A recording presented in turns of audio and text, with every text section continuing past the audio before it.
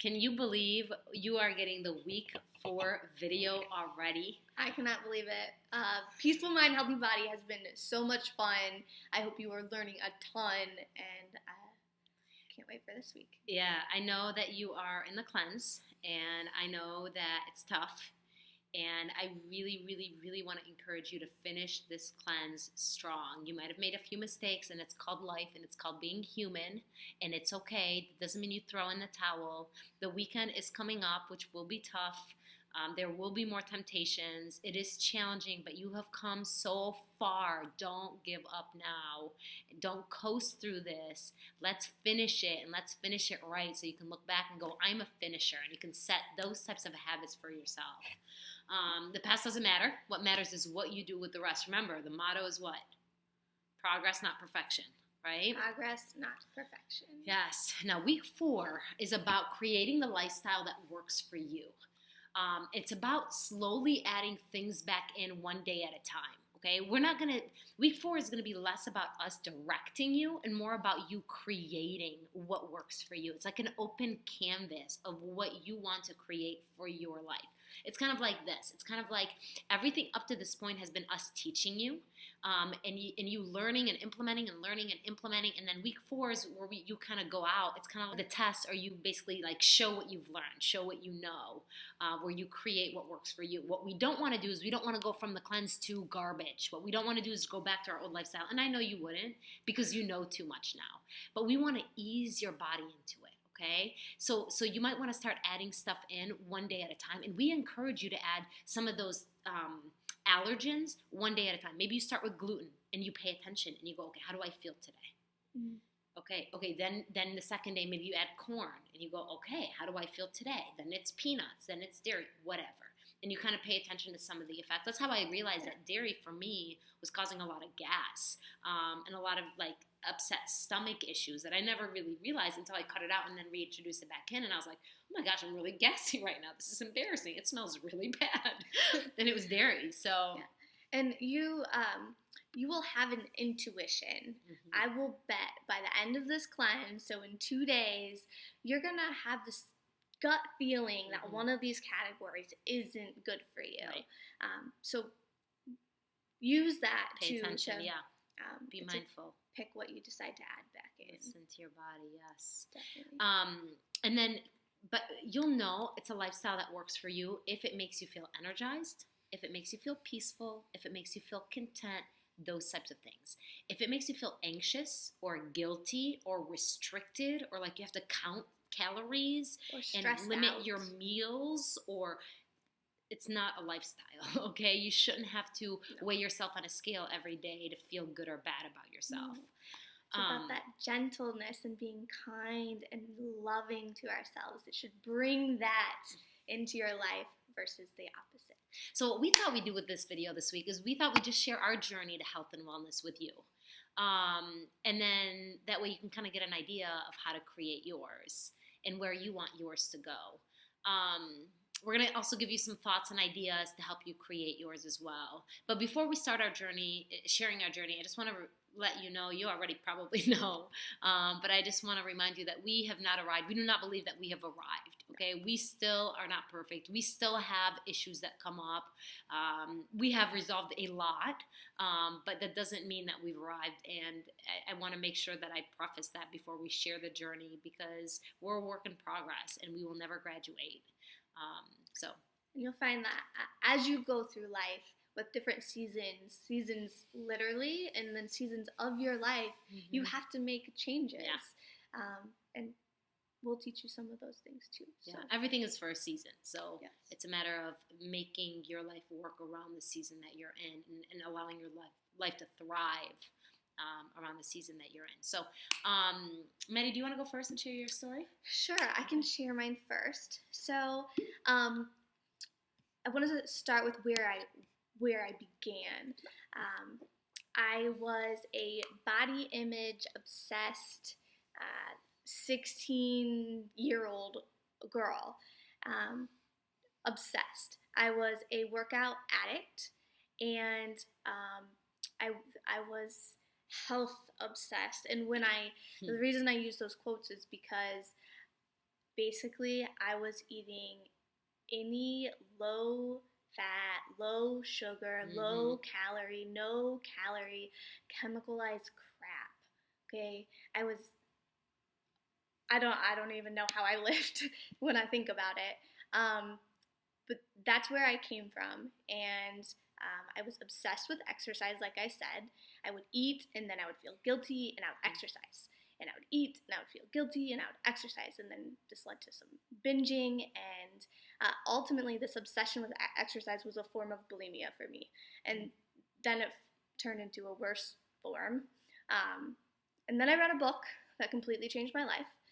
It's called Skinny Bitch. Forget the language. I've read that. Well. It's really good. It's really in your face and bold, and it's not for everybody. But it essentially taught me everything that you learn, pretty much everything that you learned in this program. It got in my head and said, you have to stop eating crap. Okay, no chemicals, no sugar. And then I got into dairy and meat and ended up being pro vegan diet. And I read that book in one day, and I was a vegan the next day. Wow. Yes. And it was hard, and people challenged me every step of the way. And all I can really say is what sold me was I had a complete and mental change. I could sit down to a meal and stop eating when I was hungry. I could eat and not feel guilty. I could eat an entire plate of food, which before it was like literally like, how little can I eat was my philosophy.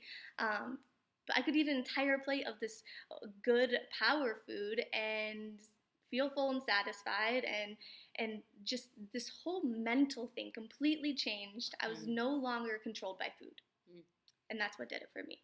And then I had lots of resistance from people along the way, which made me really research whether what I was doing was correct. And in that research is how I ended up being a health coach, because I'm super passionate about sharing the power of food. So I've been a vegetarian. I'm no longer a vegan, but I've been a vegetarian for 5 or 6 years, and that's what works for me. And I know that because of what Nadine said. Doesn't stress me out, feels great, and maybe that will change at some season in my life. But for now, that's where I'm at. I do some dairy, and it's just all about the power of food for me. Thank you for sharing. Yeah. What's yours? Okay, so for me, it was, I think I've always worried about my weight. I think it probably stems back to my childhood, and just it was always like, oh, you're gaining too much weight, you're losing too much weight. I was like in 15 probably, I started taking diet pills, tons of diet pills, and I was a binge eater and a binge drinker. I did that throughout a lot of college, and I just partied, I ate crap, and I would gain weight, and then I would lose weight, and then I would gain weight, and then I would lose weight, and it was like, just like a yo-yo.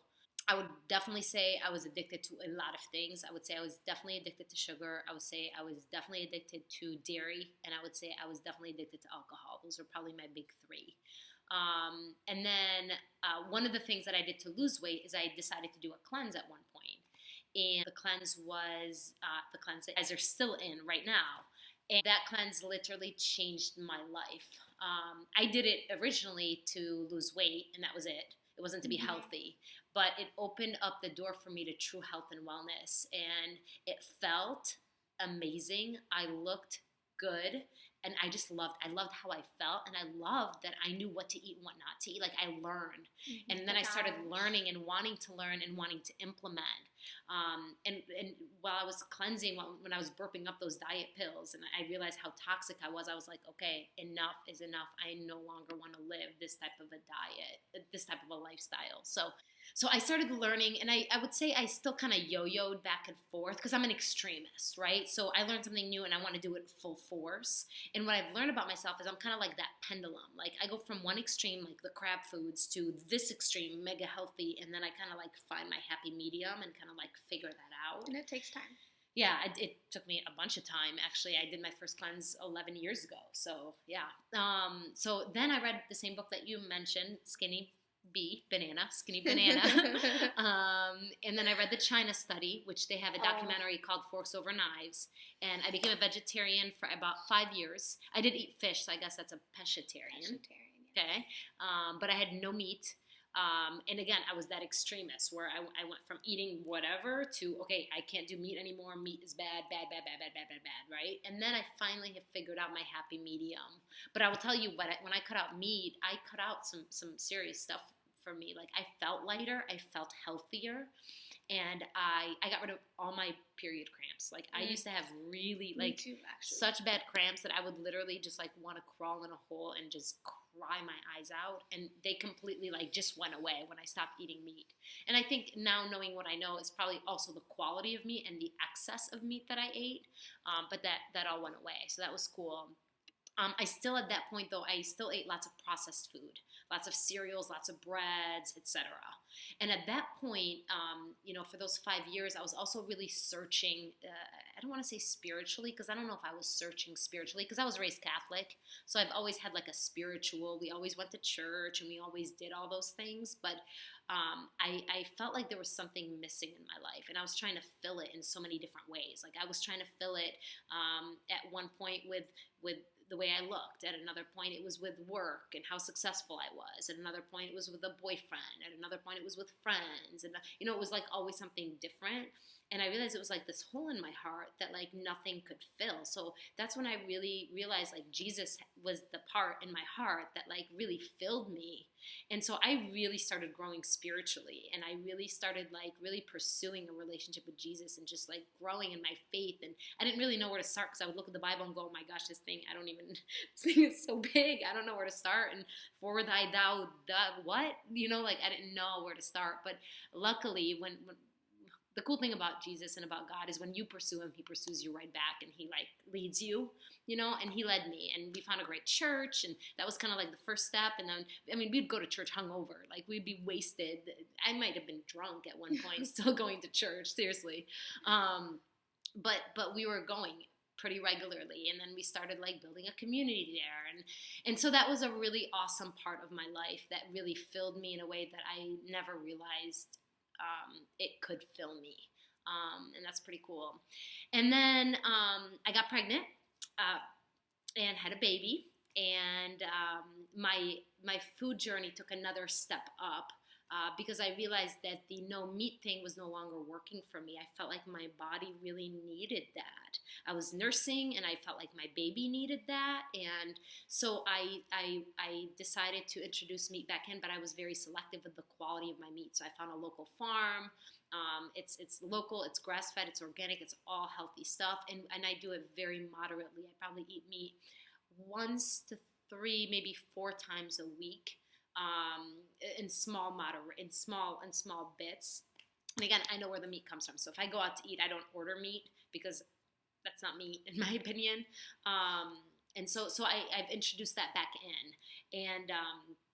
And dairy, I think I mentioned earlier, but I pretty much cut that out. And the reason I cut that out is because of the baby. So I noticed that whenever I would nurse him and I had a lot of dairy in me, he would be colicky. He would be really fussy, and like, but when I didn't have dairy, it wasn't there, and he would spit up a lot more.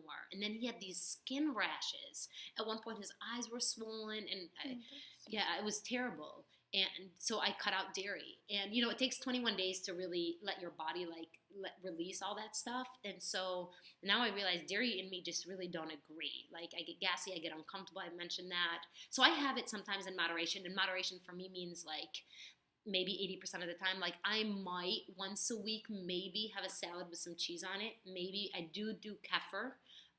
Which is fermented milk, basically, and I make my own. It's really actually not that hard to make, and I love that. It's a probiotic, really good for the digestion. The gut. It's good for the gut. Yeah. So.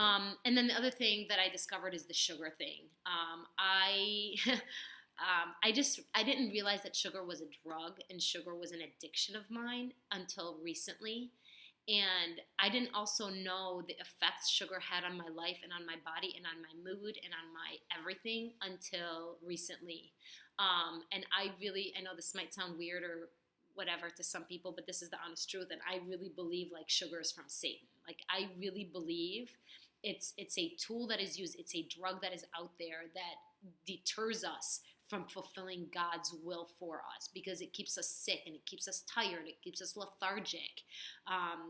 And so I really don't do sugar. Like, I mean, I do some like maybe honey here and there. But really, I do like fruit, and that's basically how I get my sugar now. I don't remember the last time I had processed sugar. I honestly can't remember. It might have been a couple months ago. I don't know. I might have had it accidentally in my like salad dressing when I was out to eat, right? I mean, I don't know that. I'm not like psycho about it, but I'm intentional about. I don't want that junk in my body. I just don't. I don't do corn because of the allergy, the skin allergy. So I've cut that out. I don't need it. I don't do gluten. I just feel better when I don't have it in me. I don't do a bunch of the gluten-free stuff, because I think the gluten-free stuff is loaded with a bunch of garbage.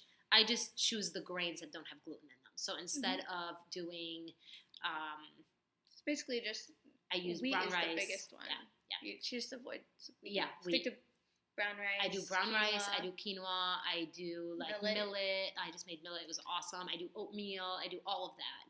I don't feel restricted ever, like ever. I never like, because if I really want something, I eat it. I'm not like, oh, I'm not allowed to have that piece of cake because I will. No, I'm like, oh, if I really want it, I will. But I just know too much, and I'm like, I don't want to put that in my body because I know how it makes me feel, and I don't need that. Like, I could just have an apple instead, or I can have this amazing tea that I found that literally tastes absolutely fabulous. Yeah. Like I said, that knowledge is power. Yeah. And as you keep using it, you'll just be making all your decisions from a place of power. Yes. And I feel great. I feel energized. I feel like I like who I am. This is the healthiest I've ever been. This is the skinniest I've ever been. And this is the most I've ever liked my body. And I'm going to be honest, the reason I was inspired to do this is because I was talking to one of my friends. There's a bunch of inspirations, but she's a size 0. And she was complaining to me about how fat she is. And I was like, wow, this is crazy to me, because it's not about the size of our jeans or what the weight says. It's about how we feel about ourselves and what we're feeding our minds and our body. We just wanted to share our hearts with you, and now it's your turn. And I think part of what we want you to know is, like, we were you. And it's a journey. And we still are in some ways. Yeah. I have chocolate in my desk at work, so we're there. It's your turn to write your story. Yes. So let's look at what you've learned so far, okay? Let's look at the power of greens. And these are kind of the questions that we want to ask you and want you to kind of consider. Where do greens fit in your life? Is it 1 time a day, 2 times, 3 times? And, I mean, greens, yes, but just vegetables in general. Water. I really believe this is a practice you have to keep up. Like, we all know it. But which felt good? Which was manageable? Your self-care practice. Was there one thing that you found that you love, that you need? Like, you're like, I don't know how I'm going to go without this. Cool. If you just realize that you need to give yourself 20 minutes of love, and you like to dabble in different things, cool. Your spiritual wellness. And Nadine has actually helped me so much with this, just by being her friend and seeing her journey inspires my journey. So, and with this spiritual, guys, figure out what works for you. It's different for everybody in different seasons. Is it a daily devotional that you want to do every single day because that makes you feel good and closer to God? Is it journaling every single day? Is it time to find a church? Maybe you haven't found a church, or maybe you do go to church, but you don't like it and you don't feel like it's the right fit. So is it time to find a new church? Or maybe you are going to church, but maybe you can volunteer at the church, or maybe you can start a life group, or maybe you don't do any of this and you don't even really know Jesus, but you were raised a specific way, and you want to know Jesus and you're ready to accept him into your life, and that's the next phase for you. And by the way, if that's the case, call me. I will talk about it with you and lead you in the right direction, maybe even pray with you. Everybody's different, but figure out what works for you, because when you're filled spiritually and when you're healthy spiritually, the rest of life just naturally falls into place because your values change. So you look at everything through different perspective. And then, think about positive affirmations. How does that fit into your life now? Do you want to do that every single day? Do you need to write it on your mirrors? I remember at one point I needed to write it on my mirrors because when I would look in the mirror, I would actually tell myself how ugly I was or how bad I was or how whatever I was, And so I needed to write, I am wonderful, or I am a master. And I would look in the mirror and speak truth. What about the crap and power? How do you want to play with that? Where are you at now? I live by the 80-20 rule. What does that mean? That means 80% of my intake is typically power foods. I shouldn't say power foods, but it's good, power or okay. And then 20% of the time, it's called life, right? It's okay if I have a cookie, which I really don't, but it's okay if I did. It's okay to have a glass of wine. A glass of wine, yes. And I have probably... It's okay to have pizza with your husband. Yeah. Yeah. I don't really do that either. But yes, it is okay. Okay. Maybe we can cut out sugar forever and chemicals forever. Some of the crap we really don't need. But you get what I mean. And that looks different for every single one of you. You know those little joys in your life and enjoy them. But let's be honest, if you're enjoying them 100% of the time, they're not really little joys. Right. They're addictions. So, right. The gratitude practice, this is one of my favorites, and I do this especially when I'm overwhelmed or stressed. Like, I just need to remind myself to be thankful, and I write down things I'm thankful for before I start my day, usually. On a Post-it note, just whatever. Sometimes it's just in prayer. Comes out in lots of different ways, but that's a huge one for me. And then the common allergens, and what I mean by that is figure out, okay, which common allergens do I want to keep playing with? Okay, maybe it's gluten, maybe it's corn, maybe it's whatever. Okay, I'm going to cut it out for 21 days and just see how I feel. By now, you should have an idea of where you're at and what you need. But here's the deal. We just shared a lot of stuff, right? But we need to be intentional. So if you're like, yeah, that all sounds good, I learned a couple things, and you just kind of go on with your week next week, you will not create long-lasting healthy habits, as well as if you get intentional and clear on what you're going to do. And that's what this week is all about. So the worksheet, you're going to create it this week, okay? Yes. We'll give you like a template to start out with. But yes, you're going to essentially be picking out what goes on the list. And figure out your specific habits that you want and implement that. One last exercise for you, more of a mental thing. But what we realize is if you're stuck, a lot of times it's not because of physical, but because of the mental and the emotional stuff. And the emotional stuff is actually hidden in the belly. Why don't you share that with them? Yeah, a lot of us struggle getting rid of belly fat, but your emotions are said to be stored in your intestines. So like sometimes when we can't go, it's emotional stuff. But also in the belly fat, and you can actually get massages to release these too. But it's your emotional baggage, and that belly fat won't go away. I'm holding mine, which is actually a baby, but it won't go away until you deal with the emotional baggage. Right. And it's kind of hard work, but it will make a huge difference, and that's again why the cleanse is really important. Right. And that's what we're going to encourage you to do this week is do some forgiveness work. So you're going to get a forgiveness worksheet, and the forgiveness is going to clear a lot of that emotional stuff because a lot of it is resentments and anger and hurts that we're holding on to. And it will come out in layers. Yeah. So when we go through weight loss, we kind of shed layers. So as we work on this forgiveness stuff, I want you to think back to last week, or I guess you're still in the week, and actually maybe it hasn't even happened yet, but what's the emotional thing that's coming up for you? What's making you emotional? What is it? Really dig into it, or look back on it, and that's probably where you need to start with your forgiveness practice. Peaceful mind, healthy body. It's a wrap. We love you. You are beautiful. Incredible. It has been a blessing. Amazing. Thank you for letting us guide you. So much fun. An honor. Be kind. Be gentle. Progress. Not perfection. And let's create an incredible rest of your life. We only have one life to live. Let's make it count, and let's make it good. Peace and love and blessings. Bye-bye. Mwah. Joey, come here. Come give him a kiss. Mwah. We love you. Mwah. Love you and we're proud of you. It's been an honor. Seriously, very proud.